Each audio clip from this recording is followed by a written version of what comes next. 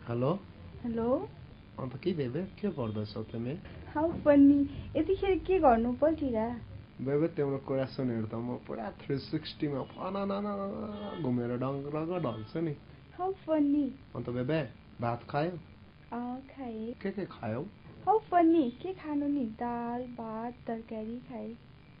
अन्त दाल पुरा छानेको थिएन बेबे हाउ फनी दाल जानेकै थिएन मलाई त नजानेकै दाल मिठो लाग्छ नजाने कि दाल पुरा फनफन्ती घुमेर खाएको बेबे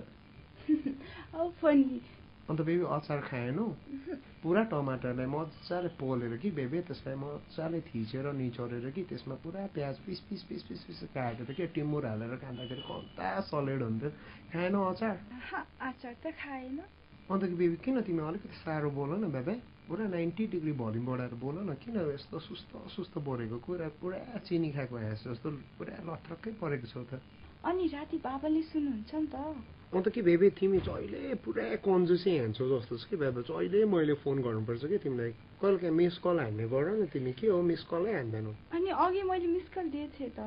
कहाँ बेबी त्यो त मिस कल होइन नि त त्यो त छिस कल हो नि त बेबी हाउ फनी अनि मिस कल दिनलाई पैसा हुनु परेन अन्त अस्ति मात्र पुरा मैले 10 पठाइदिएको थिएँ त ब्यालेन्स के हो त बेबी त्यो त हाउ फनी अनि 10 रुपियाँले के हुन्छ त टनिक ओ माय गॉड बेबी तिमीलाई टनिक भनेर नाम लिँदाखेरि त क्या मनदेखि नै सिरिङ्ग भएर जिरिङ्गै हुन्छ नि बेबी तिमी मलाई कति माया गर्छौ अन्त भनिसके त हो दिनको मतलब 150 चोटि भन्छु त तिमीलाई कति माया गर्छु भनेर फेरि एकचोटि भन न लु नि त आई लभ यु